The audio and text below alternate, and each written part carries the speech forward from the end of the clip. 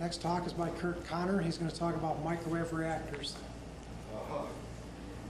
Thank you very much.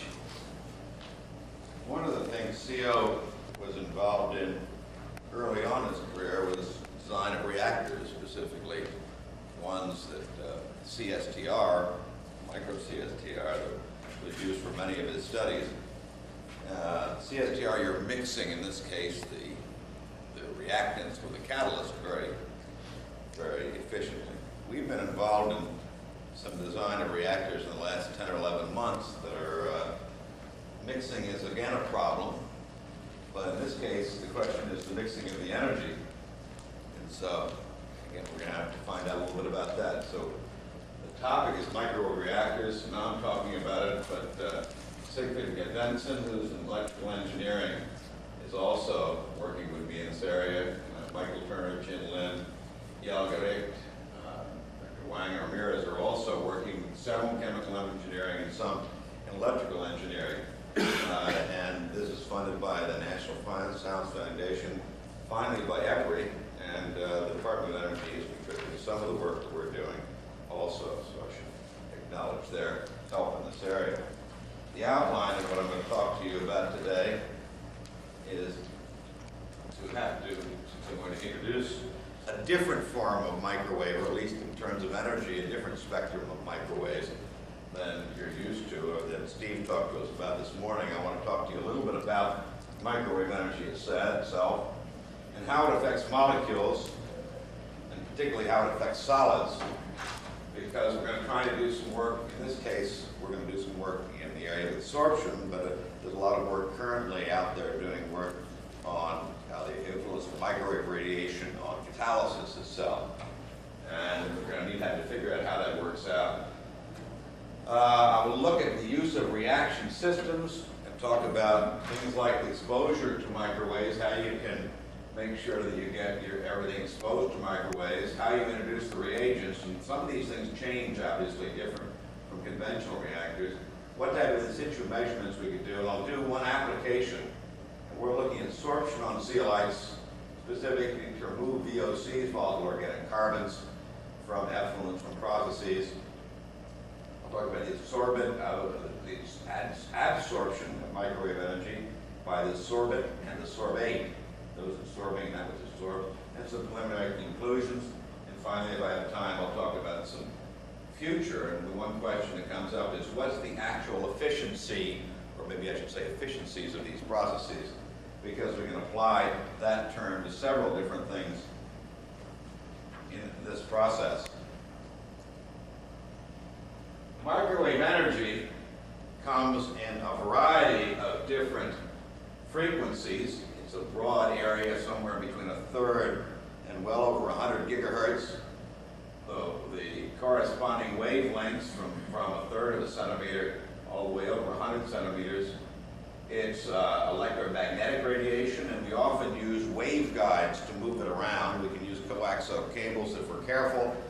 But if you remember your ESR spectrometers, you would see that there was actually a waveguide, a tube that contained a proper dimension that was used to move the energy from one place to another.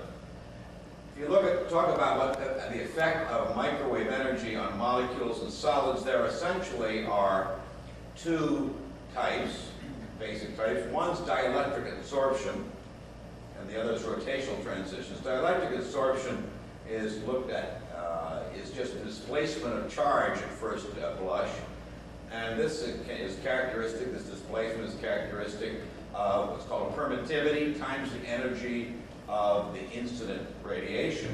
This permittivity has two parts to it, what we call a real part and an imaginary part. The real part actually means that we have separated that charge. We've essentially changed the polarizability on a local scale, separating the charge locally. The imaginary part here actually involves heat, that absorption of energy which is dissipated throughout the solid, in this case, or from one molecule to another as heat. So I will actually show you later both this first permittivity, E prime, which is separation of charge at a local level, and the second E prime here, which is the imaginary part, which has to do with the heat transfer. In addition, of course, I'll remind you that rotational transitions also occur. molecules. The rotational spectra is in the microwave region, and those of you that have seen the use of microwave spectroscopy for the detection of deuterium atoms in various molecules by some of the Japanese co-workers will remember that was done by microwave spectroscopy also. Another problem that's going to come forward, and we're going to have to talk about it, is what's the difference between surface and bulk?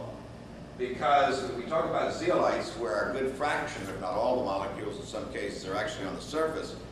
The transitions that we understand in the bulk can be different on the surface. And so the spectroscopy and the ability of a molecule or a solid to absorb is different. And similarly, we'll have to talk about inter and intracrystalline. I won't get a chance to talk about a lot of these today, but this is one of the areas that, in the general area of microwave spectroscopy, we're going to have to worry about in the use of microwaves for energy. This is a spectrum of water. This is gaseous water here. This is the frequency, and here are the two things. This is E prime here. That is the charge separation. This is the function of frequency here from less than 1 gigahertz all the way up to 500 gigahertz. And we see on this long scale we get a peak here that is approximately at 20 gigahertz. And you might say, well, gee, that's where it absorbs. That's the imaginary permittivity. That's the absorption of heat. But you know that in your house you actually use 2.45 gigahertz to heat as cooking. So that actually isn't the most efficient, but it just happens to be what the SEC allows people to use as far as that's concerned. And this absorptivity is a function of frequency, differs for different molecules. I just took a couple out of the literature here from methanol, and absorbs now at a little bit, about 2.5, 3 gigahertz, moved to propanol, ethanol, and propanol, and we have a shift in this. Again, this is the imaginary part of the permittivity. This is the heating effect. This is the induced dipole that is charge separation that's done by alignment of the field in this region. Now we want to use this energy, and we want to use it in a reactor. Well, there's several ways you might do this. You could do it with most of this literature in this area, of course, a lot of some patent literature, and other people just take and throw whatever they want to expose into a microwave oven and turn it on. End of story. Another way you can do it, and several people, maybe I will show you a picture later on, is actually you can put it into a tuned cavity. The cavity of which is tuned to the frequency that you're going to use. So you'd have a different cavity for a different frequency. Steve actually talked about a different frequency this morning, 850 megahertz or something like that, 870 megahertz, which is a different frequency than most of the work, which is the other. If you put it into an oven, there are modes of energy that are generated in that oven, and they are not uniform. So if you take and put a beaker of water here, here, or here in the microwave oven, each one will get to a different temperature with exposure to microwaves. And if you actually take one out, the other two will not go to the same temperature they did the first time, they'll go to a different temperature. Anything absorbing in a microwave cavity interacts with anything else absorbing in that microwave cavity. As I said, it's a mixing problem. One way to try to get around this, and we may see it later on, is actually they use stirrers. They would go with mode stirrers, which are things that they kind of rotate around in the top of some commercial microwave oven that make it move. What you do at home is you often have a table that you rotate your food around so that you're actually moving through the energy spectrum that's present, the energy that's there. And we have this problem if you have the competition in its absorption, specifically absorption, not adsorption. Here, you have two things, water and a catalyst. You have to consider how one influences the other and one influences the first. Now you want to introduce reagents, and that is you want to have gases or liquids coming in and passing over your catalyst, and you want to look at what happens to that in the presence of microwaves. Well, you can actually do it either of two ways. You know that if you have a mesh of wire, if it's grounded to the exterior, to the ground for the source, microwaves, if it's a small dimension, will not pass through. The other way to do that is to use what's called a choke. that is a tube of sufficiently small dimension and length that it actually attenuates the microwave coming through there. Of course, that's theory. We haven't found that it doesn't always work. If you're doing what we are doing, which is trying to absorb microwave energy by something like a zeolite or a silicate, or something that does not absorb it very well, then you have to worry about the energy that you inject into the oven, it going back and getting into your source. And that would have it overheat, and as a result, you can do some very nice meltdown experiments in that process. One thing we also had looked at is we wanted to have a way that we could monitor the energy into our system. So what we often did, when we would couple a stream, in this case we were passing water through our system at the same time as we're trying to do the adsorption and desorption. By measuring the temperature difference of the water, we could actually monitor the amount of microwave energy being going into the system on a linear. And we actually found that this worked out fairly well to do that.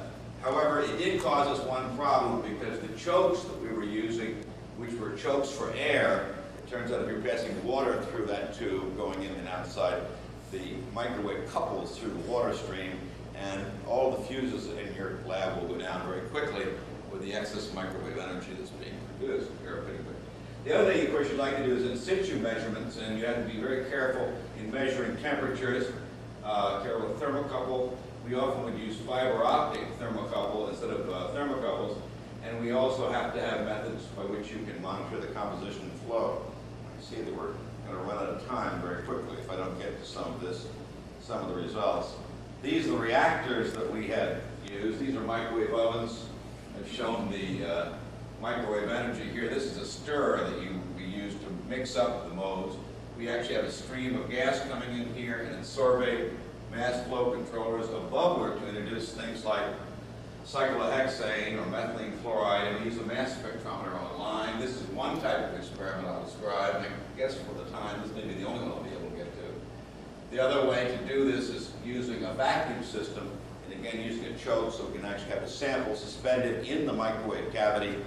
We also, as you'll see, we use water passing through both of those to give us a picture of what's happening. The last type of system that we also have assembled and are using right now is a dielectric probe setup. And this is what we're trying to do now, is analyze not just at a single frequency, but for a spectrum of energies. What's the absorptivity of the solid and also the solid in the presence of, using again a bubbler, adsorbents.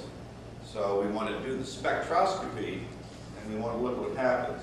And I'm going to talk to you about, give you an example of a few examples here for absorption on zeolites. First of all, if I have, and this is an actual efficiency of the water, of the heat generated going into water as a function of the microwave power.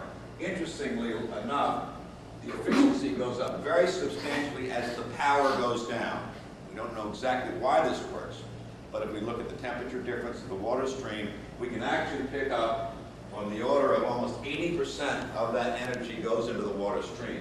However, if we use the zeolite and cyclohexane, that efficiency is almost 2 orders of magnitude less. That's a little bit of a problem. If we do an absorption experiment, and here is an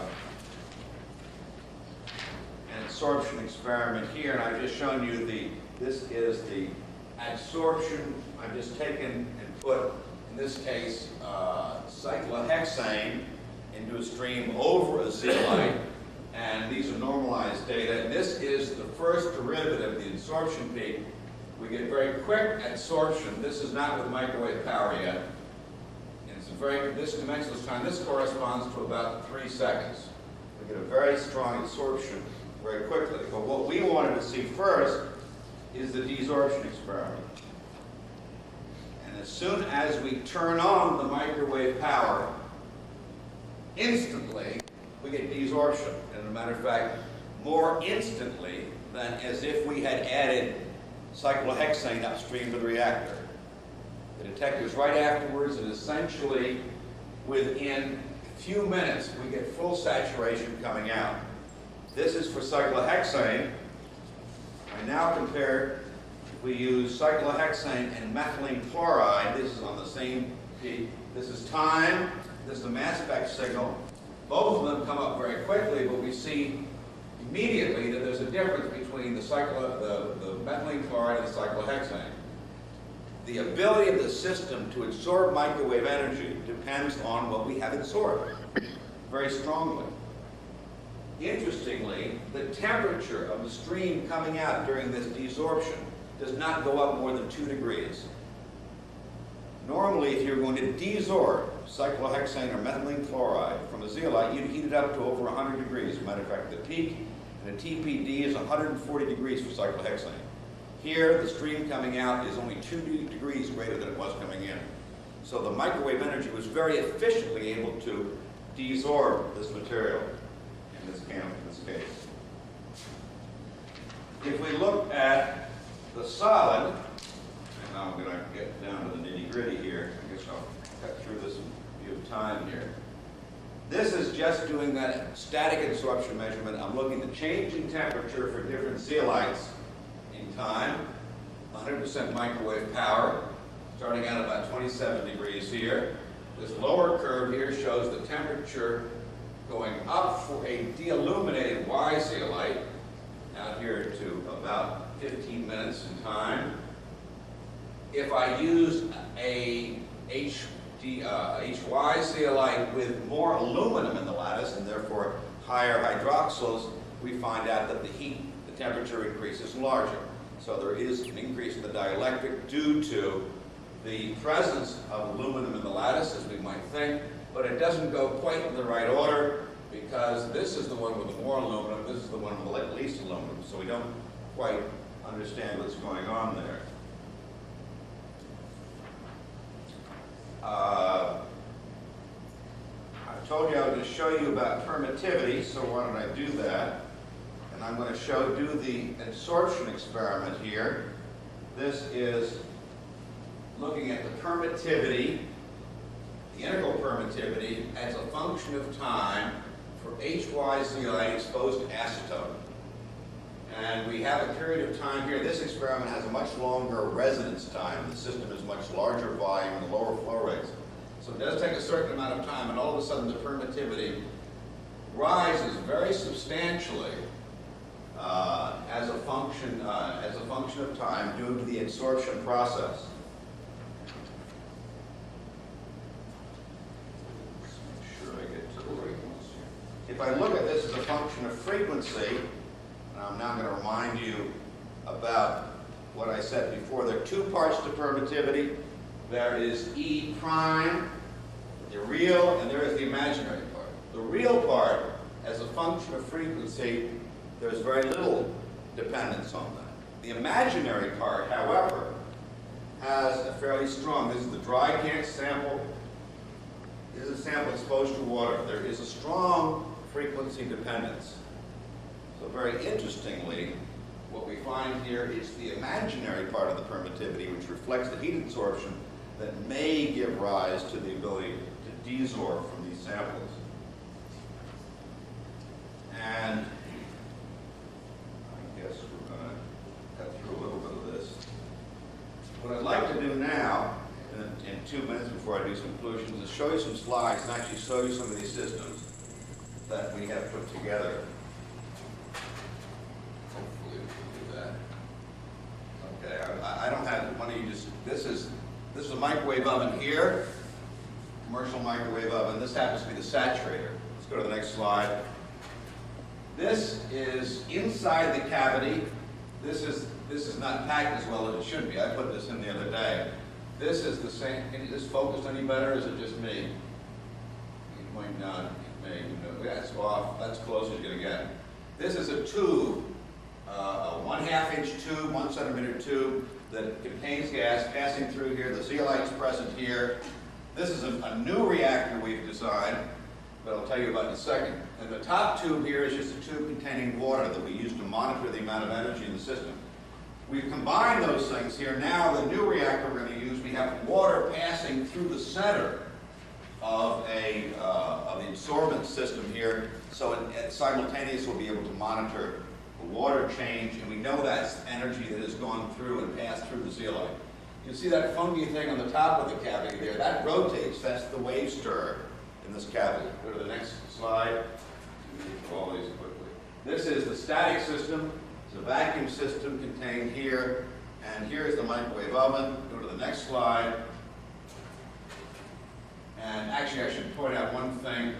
This foam here is actually, we use this to damp out any microwave radiation that might leak out of the system. Go to the next slide. It's just like energy. And this is the reactor we're using here, and here's the tube of water. Next slide. And you can actually, we'll go to the next slide. This is wrong, folks, it should be. And this is the last system that we're employing now. This is the absorber here. It's heated on the outside. This over here is what's called a network analyzer that gives you the real and the imaginary part of the permittivity as a function of frequency. Over here are the inlet system, but let's look at this a little bit more closely in the next slide. This is the heated mantle around here, and this is the base. The base here is actually the termination of a coax cable. Go to the next slide, we'll see a little better picture of that. We have a pass the gas down here, there's a thermocouple here, and this is where the sample is located. In the next slide, we'll actually see, this is quartz tube. I don't know if it's focused any better, if it's me or not. Well, it's just, sorry for that. We put the sample in here. This is the termination of a coaxial cable, and the sample goes in here, and that's the way we analyze it. And I think that's the last slide I'm going to show at this point. Oh, this happens to be another type of reactor that I'll get out of.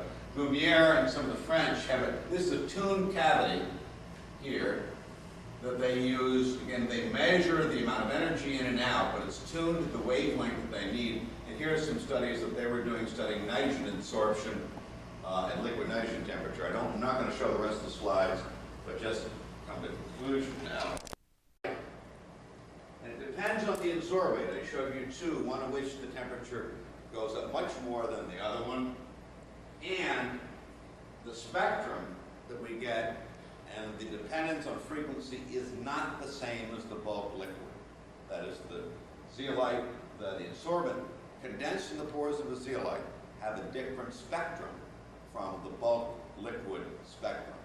And so we're going to have to understand that absorb spectra specifically in order to be able to use this particular technology. And what we need to do, however, and this just as a last comment here, we need to determine efficiencies of these systems, both the reactors and the energy used to adsorb and how much actually goes into the desorption process. There are more than one efficiencies in here. I can show you low efficiencies. That's based on the total amount of energy I put into the system. We need to be very specific about that.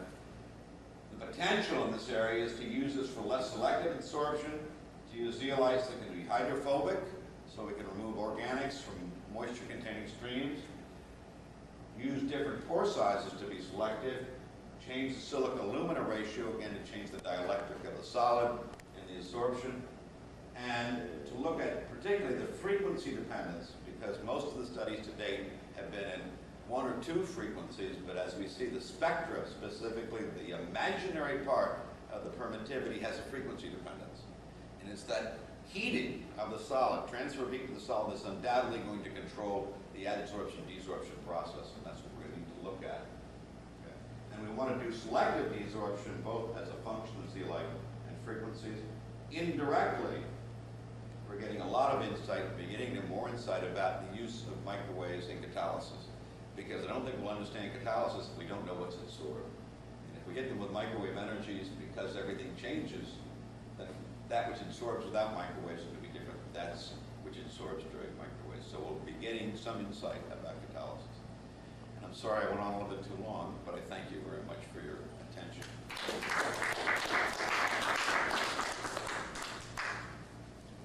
Any questions? Questions?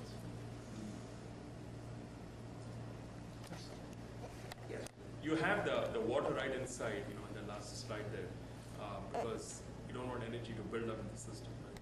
Well, two reasons we have that. One is it allows us to monitor the energy going in the system. I monitor delta T simultaneously, so I know when the microwave goes on, instantaneously I know when it goes on. I also can monitor how much energy is actually being transferred to the system.